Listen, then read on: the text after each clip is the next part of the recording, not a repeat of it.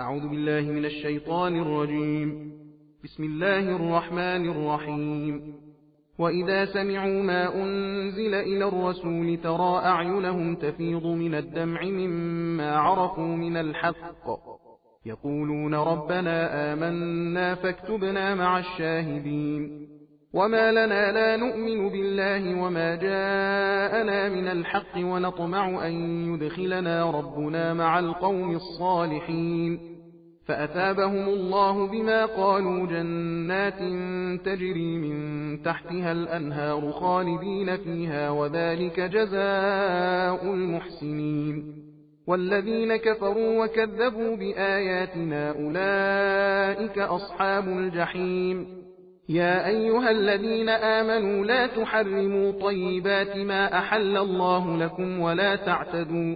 إن الله لا يحب المعتدين. وكلوا مما رزقكم الله حلالا طيبا واتقوا الله الذي أنتم به مؤمنون. لا يؤاخذكم الله باللغو في أيمانكم ولكن يؤاخذكم بما عقدتم الأيمان فكفارته إطعام 10 مساكين من أوسط ما تطعمون أهليكم أو كسوتهم أو تحرير رقبة فمن لم يجد فصيام 3 أيام ذلك كفارة أيمانكم إذا حلفتم واحفظوا أيمانكم كذلك يبين الله لكم آياته لعلكم تشكرون. يا أيها الذين آمنوا إنما الخمر والميسر والأنصاب والأزلام رجس من عمل الشيطان فاجتنبوه لعلكم تفلحون. إنما يريد الشيطان أن يوقع بينكم العداوة والبغضاء في الخمر والميسر ويصدكم عن ذكر الله وعن الصلاة فهل أنتم منتهون. وأطيعوا الله وأطيعوا الرسول واحذروا فإن توليتم فاعلموا أنما على رسولنا البلاغ المبين. ليس على الذين آمنوا وعملوا الصالحات جناح فيما طعموا إذا ما اتقوا وآمنوا وعملوا الصالحات ثم اتقوا وآمنوا ثم اتقوا وأحسنوا والله يحب المحسنين. يا أيها الذين آمنوا ليبلونكم الله بشيء من الصيد تناله أيديكم ورماحكم ليعلم الله من يخافه بالغيب فمن اعتدى بعد ذلك فله عذاب أليم. يا أيها الذين آمنوا لا تقتلوا الصيد وأنتم حرم ومن قتله منكم متعمدا فجزاء مثل ما قتل من النعم يحكم به ذوى عدل منكم هديا بالغ الكعبة أو كفارة طعام مساكين أو عدل ذلك صياما ليذوق وبال أمره عفى الله عما سلف ومن عاد فينتقم الله منه والله عزيز ذو انتقام. أحل لكم صيد البحر وطعامه متاعا لكم وللسيارة وحرم عليكم صيد البر ما دمتم حرما واتقوا الله الذي إليه تحشرون. جعل الله الكعبة البيت الحرام قياما للناس والشهر الحرام والهدي والقلائد ذلك لتعلموا أن الله يعلم ما في السماوات وما في الأرض وأن الله بكل شيء عليم. اعلموا أن الله شديد العقاب وأن الله غفور رحيم. ما على الرسول إلا البلاغ والله يعلم ما تبدون وما تكتمون. قل لا يستوي الخبيث والطيب ولو أعجبك كثرة الخبيث فاتقوا الله يا أولي الألباب لعلكم تفلحون. يا أيها الذين آمنوا لا تسألوا عن أشياء إن تبد لكم تسؤكم وإن تسألوا عنها حين ينزل القرآن تبد لكم عفى الله عنها والله غفور حليم. قد سألها قوم من قبلكم ثم أصبحوا بها كافرين. ما جعل الله من بحيرة ولا سائبة ولا وصيلة ولا حام ولكن الذين كفروا يفترون على الله الكذب وأكثرهم لا يعقلون وإذا قيل لهم تعالوا إلى ما أنزل الله وإلى الرسول قالوا حسبنا ما وجدنا عليه آباءنا أولو كان آباؤهم لا يعلمون شيئا ولا يهتدون يا أيها الذين آمنوا عليكم أنفسكم لا يضركم من ضل إذا اهتديتم إلى الله مرجعكم جميعا فينبئكم بما كنتم تعملون يا أيها الذين آمنوا شهادة بينكم إذا حضر أحدكم الموت حين الوصية اثنان ذوى عدل منكم أو آخران من غيركم إن أنتم ضربتم في الأرض فأصابتكم مصيبة الموت تحبسونهما من بعد الصلاة فيقسمان بالله إن ارتبتم لا نشتري به ثمنا ولو كان ذا قربى ولا نكتم شهادة الله إنا إذا لمن الآثمين فإن عثر على أنهما استحقا إثما فآخران يقومان مقامهما من الذين استحق عليهم الأوليان فيقسمان بالله لشهادتنا أحق من شهادتهما وما اعتدينا إنا إذا لمن الظالمين ذلك أدنى أن يأتوا بالشهادة على وجهها أو يخافوا أن ترد أيمان بعد أيمانهم واتقوا الله واسمعوا والله لا يهدي القوم الفاسقين يوم يجمع الله الرسل فيقول ماذا أجبتم قالوا لا علم لنا إنك أنت علام الغيوب إذ قال الله يا عيسى ابن مريم اذكر نعمتي عليك وعلى والدتك إذ أيدتك بروح القدس تكلم الناس في المهد وكهلا وإذ علمتك الكتاب والحكمة والتوراة والإنجيل وإذ تخلق من الطين كهيئة الطير بإذني فتنفخ فيها فتكون طيرا بإذني وتبرئ الأكمه والأبرص بإذني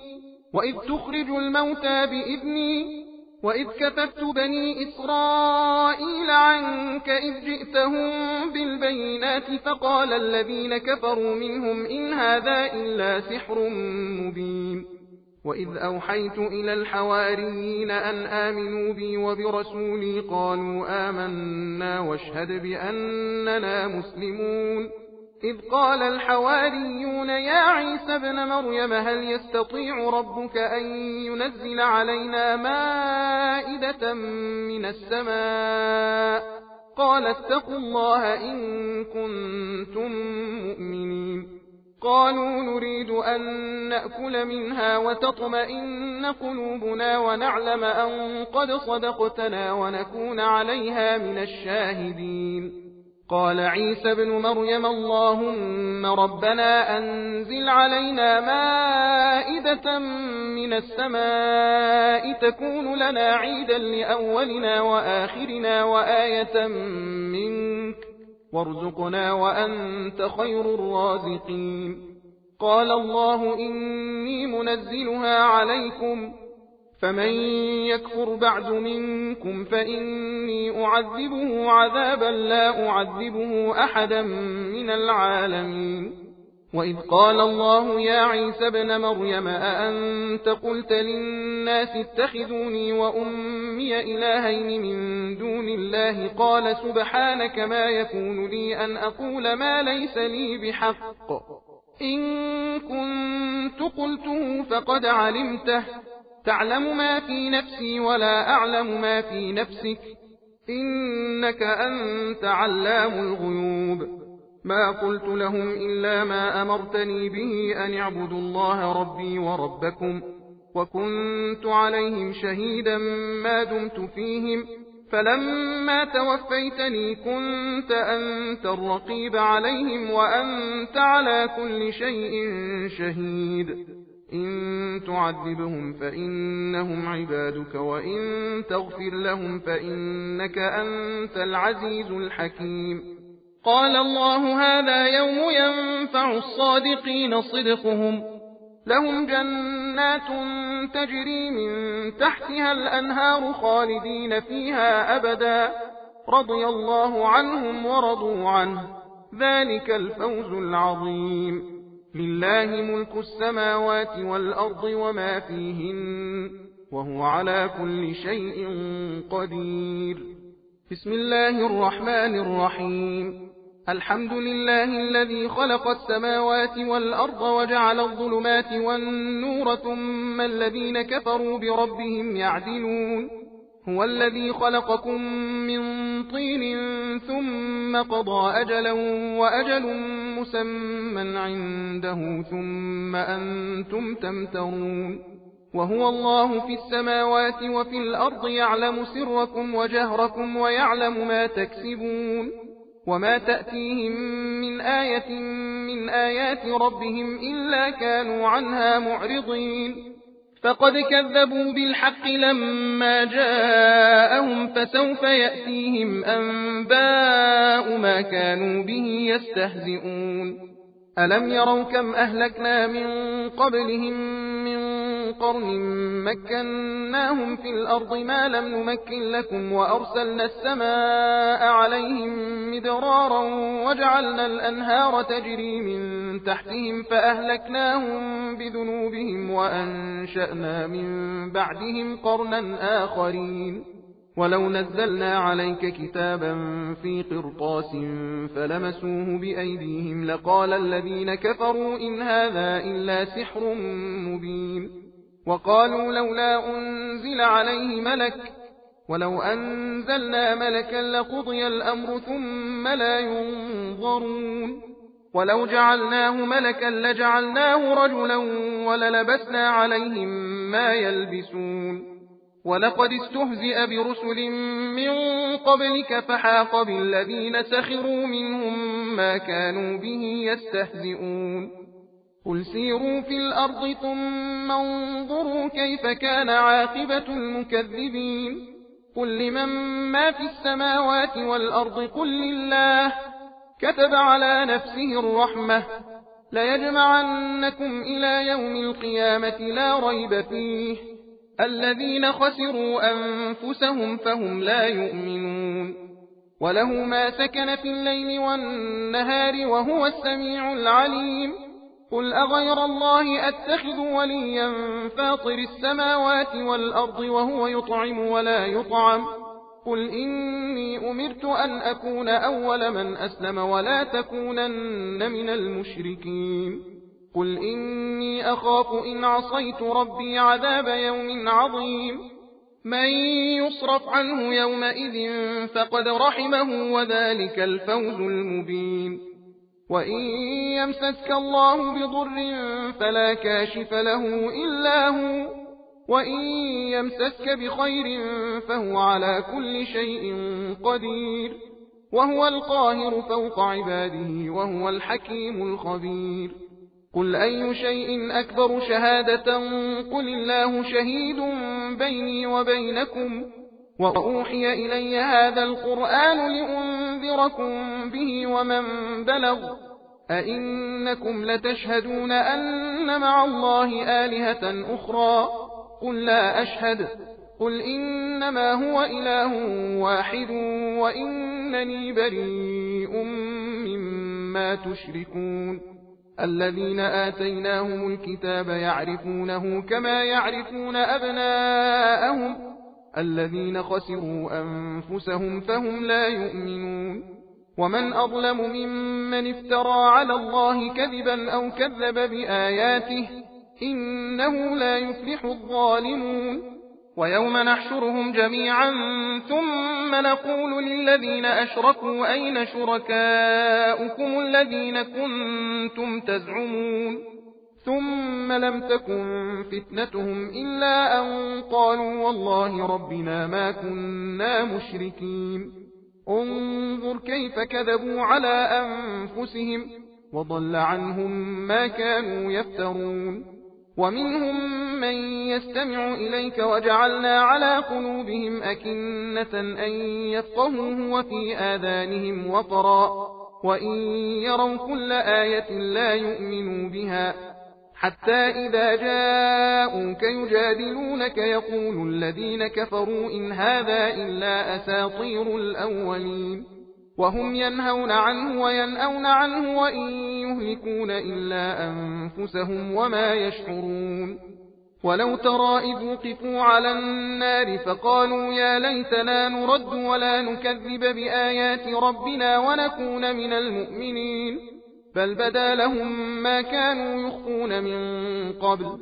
ولو ردوا لعادوا لما نهوا عنه وإنهم لكاذبون وقالوا إن هي إلا حياتنا الدنيا وما نحن بمبعوثين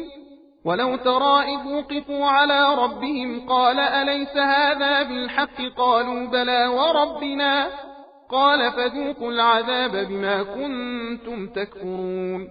قد خسر الذين كذبوا بلقاء الله حتى إذا جاءتهم الساعة بغتة قالوا يا حسرتنا على ما فرطنا فيها وهم يحملون أوزارهم على ظهورهم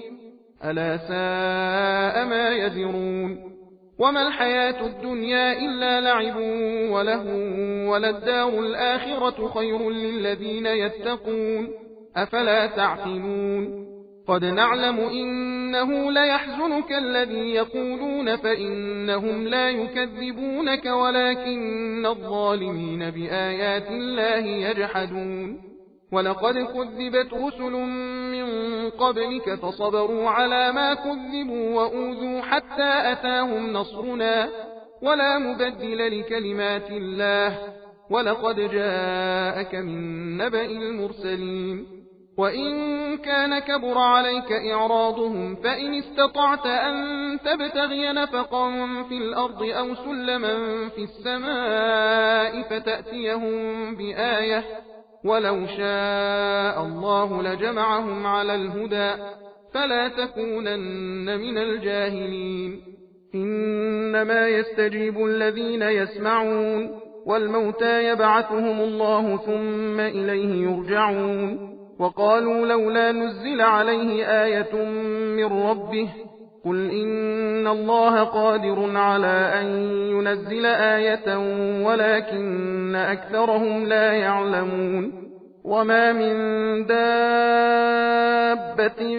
في الأرض ولا طائر يطير بجناحيه إلا أمثالكم ما فرطنا في الكتاب من شيء ثم إلى ربهم يحشرون والذين كذبوا بآياتنا صم وبكم في الظلمات من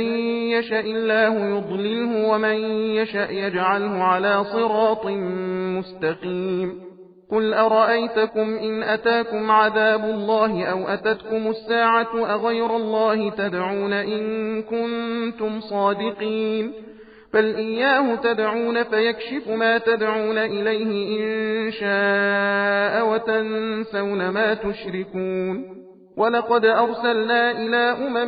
من قبلك فأخذناهم بالبأساء والضراء لعلهم يتضرعون فلولا إذ جاءهم بأسنا تضرعوا ولكن قست قلوبهم وزين لهم الشيطان ما كانوا يعملون فلما نسوا ما ذكروا به فتحنا عليهم أبواب كل شيء حتى إذا فرحوا بما أوتوا أخذناهم بغتة فإذا هم مبلسون فقطع دابر القوم الذين ظلموا والحمد لله رب العالمين قل أرأيتم إن أخذ الله سمعكم وأبصاركم وختم على قلوبكم من إله غير الله يأتيكم به انظر كيف نصرف الآيات ثم هم يصدفون قل أرأيتكم إن أتاكم عذاب الله بغتة أو جهرة هل يهلك إلا القوم الظالمون وما نرسل المرسلين إلا مبشرين ومنذرين فمن آمن وأصلح فلا خوف عليهم ولا هم يحزنون والذين كذبوا بآياتنا يمسهم العذاب بما كانوا يفسقون قل لا أقول لكم عندي خزائن الله ولا أعلم الغيب ولا أقول لكم إني ملك إن أتبع إلا ما يوحى إلي قل هل يستوي الأعمى والبصير أفلا تتفكرون وأنذر به الذين يخافون أن يحشروا إلى ربهم ليس لهم من دونه ولي ولا شفيع لعلهم يتقون ولا تطرد الذين يدعون ربهم بالغداة والعشي يريدون وجهه ما عليك من حسابهم من شيء وما من حسابك عليهم من شيء فتطردهم فتكون من الظالمين وكذلك فتنا بعضهم ببعض ليقولوا أهؤلاء من الله عليهم من بيننا أليس الله بأعلم بالشاكرين وإذا جاءك الذين يؤمنون بآياتنا فقل سلام عليكم كتب ربكم على نفسه الرحمة أنه من عمل منكم سوءا بجهالة ثم تاب من بعده وأصلح فأنه غفور رحيم وكذلك نفصل الآيات ولتستبين سبيل المجرمين قل إني نهيت أن أعبد الذين تدعون من دون الله قل لا أتبع أهواءكم قد ضللت إذا وما أنا من المهتدين قل إني على بينة من ربي وكذبتم به ما عندي ما تستعجلون به إن الحكم إلا لله يقص الحق وهو خير الفاصلين قل لو أن عندي ما تستعجلون به لقضي الأمر بيني وبينكم والله أعلم بالظالمين وعنده مفاتح الغيب لا يعلمها إلا هو ويعلم ما في البر والبحر وما تسقط من ورقة إلا يعلمها ولا حبة في ظلمات الأرض ولا رطب ولا يابس إلا في كتاب مبين وهو الذي يتوفاكم بالليل ويعلم ما جرحتم بالنهار ثم يبعثكم فيه ليقضى أجل مسمى ثم إليه مرجعكم ثم ينبئكم بما كنتم تعملون وهو القاهر فوق عباده ويرسل عليكم حفظة حتى إذا جاء أحدكم الموت توفته رسلنا وهم لا يفرطون ثم ردوا إلى الله مولاهم الحق ألا له الحكم وهو أسرع الحاسبين قل من ينجيكم من ظلمات البر والبحر تدعونه تضرعا وخفية لئن أنجانا من هذه لنكونن من الشاكرين قل الله ينجيكم منها ومن كل كرب ثم أنتم تشركون قل هو القادر على أن يبعث عليكم عذابا من فوقكم أو من تحت أرجلكم أو يلبسكم شيعا ويذيق بعضكم بأس بعض انظر كيف نصرف الآيات لعلهم يفقهون وكذب به قومك وهو الحق قل لست عليكم بوكيل لكل نبأ مستقر وسوف تعلمون وإذا رأيت الذين يخوضون في آياتنا فأعرض عنهم حتى يخوضوا في حديث غيره وإما ينسينك الشيطان فلا تقعد بعد الذكرى مع القوم الظالمين وما على الذين يتقون من حسابهم من شيء ولكن ذكرى لعلهم يتقون وذر الذين اتخذوا دينهم لعبا ولهوا وغرتهم الحياة الدنيا وذكر به أن تبسل نفس بما كسبت ليس لها من دون الله ولي ولا شفيع وإن تعدل كل عدل لا يؤخذ منها أولئك الذين أبسلوا بما كسبوا لهم شراب من حميم وعذاب أليم بما كانوا يكفرون قل أندعو من دون الله ما لا ينفعنا ولا يضرنا ونرد على أعقابنا بعد إذ هدانا الله كالذي استهوته الشياطين في الأرض حيران له أصحاب يدعونه إلى الهدى ائتنا قل إن هدى الله هو الهدى وأمرنا لنسلم لرب العالمين وأن أقيموا الصلاة واتقوه وهو الذي إليه تحشرون وهو الذي خلق السماوات والأرض بالحق ويوم يقول كن فيكون قوله الحق وله الملك يوم ينفخ في الصور عالم الغيب والشهادة وهو الحكيم الخبير وإذ قال إبراهيم لأبيه آزر أتتخذ أصناما آلهة إني أراك وقومك في ضلال مبين وكذلك نري إبراهيم ملكوت السماوات والأرض وليكون من الموقنين فلما جن عليه الليل رأى كوكبا قال هذا ربي فلما أفل قال لا أحب الآفلين فلما رأى القمر بازغا قال هذا ربي فلما أفل قال لئن لم يهدني ربي لأكونن من القوم الضالين فلما رأى الشمس بازغة قال هذا ربي هذا أكبر فلما أفلت قال يا قوم إني بريء مما تشركون إني وجهت وجهي للذي فطر السماوات والأرض حنيفا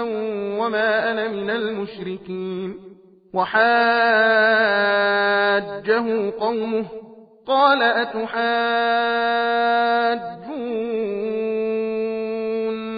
في الله وقد هدان ولا أخاف ما تشركون به إلا أن يشاء ربي شيئا وسع ربي كل شيء علما أفلا تتذكرون وكيف أخاف ما أشركتم ولا تخافون أنكم أشركتم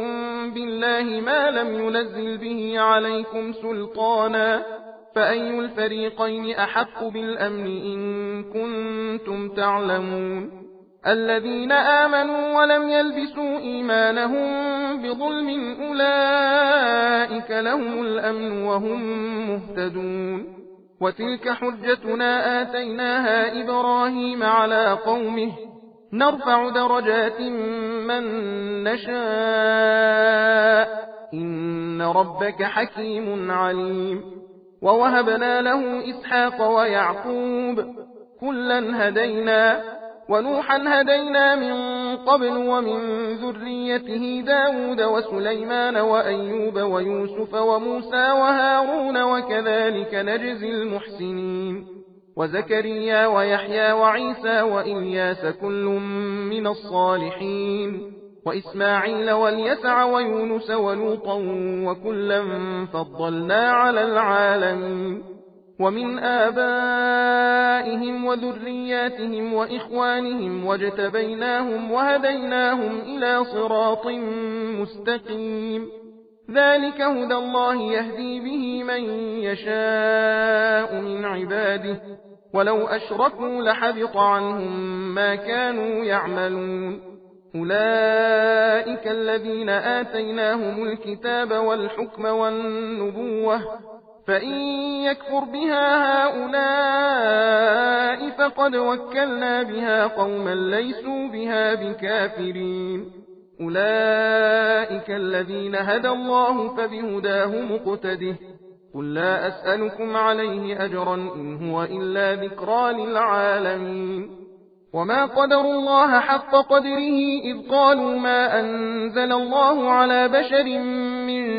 شيء قل من أنزل الكتاب الذي جاء به موسى نورا وهدى للناس تجعلونه قراطيس تبدونها وتخفون كثيرا وعلمتم ما لم تعلموا أنتم ولا آباؤكم قل الله ثم ذرهم في خوضهم يلعبون وهذا كتاب أنزلناه مبارك مصدق الذي بين يديه ولتنذر أم القرى ومن حولها والذين يؤمنون بالآخرة يؤمنون به وهم على صلاتهم يحافظون ومن أظلم ممن افترى على الله كذبا أو قال أوحي إلي ولم يوحى إليه شيء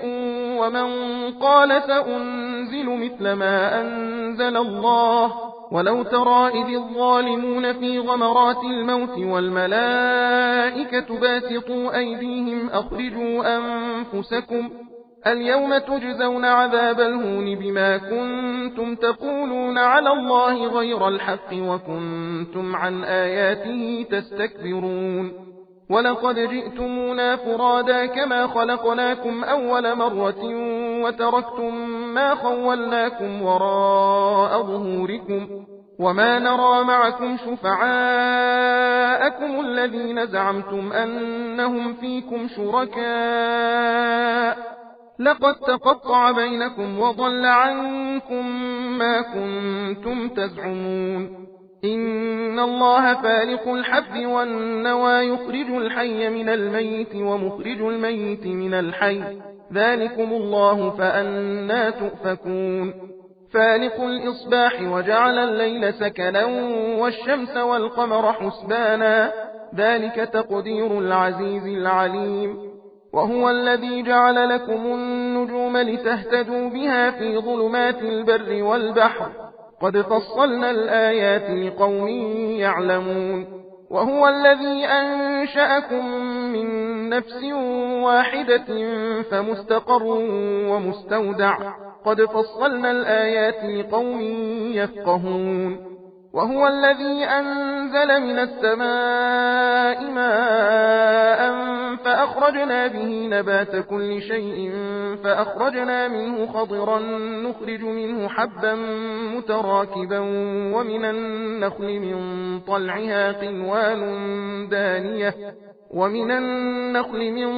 طلعها قنوان دانية وجنات من أعناب والزيتون والرمان مشتبها وغير متشابه انظروا إلى ثمره إذا أثمر وينعه إن في ذلكم لآيات لقوم يؤمنون وجعلوا لله شركاء الجن وخلقهم وخرقوا له بنين وبنات بغير علم سبحانه وتعالى عما يصفون بديع السماوات والأرض أنى يكون له ولد ولم تكن له صاحبة وخلق كل شيء وهو بكل شيء عليم ذلكم الله ربكم لا إله إلا هو خالق كل شيء فاعبدوه وهو على كل شيء وكيل لا تدركه الأبصار وهو يدرك الأبصار وهو اللطيف الخبير قد جاءكم بصائر من ربكم فمن أبصر فلنفسه ومن عمي فعليها وما أنا عليكم بحفيظ وكذلك نصرف الآيات وليقولوا درست ولنبينه لقوم يعلمون اتبع ما أوحي إليك من ربك لا إله إلا هو وأعرض عن المشركين ولو شاء الله ما أشركوا وما جعلناك عليهم حفيظا وما أنت عليهم بوكيل ولا تسبوا الذين يدعون من دون الله فيسبوا الله عدوا بغير علم كذلك زينا لكل أمة عملهم ثم إلى ربهم مرجعهم فينبئهم بما كانوا يعملون وأقسموا بالله جهد أيمانهم لئن جاءتهم آية ليؤمنن بها قل إنما الآيات عند الله وما يشعركم أنها إذا جاءت لا يؤمنون ونقلب أفئدتهم وأبصارهم كما لم يؤمنوا به أول مرة ونذرهم في طغيانهم يعمهون صدق الله العلي العظيم إنا هديناه السبيل إما شاكرا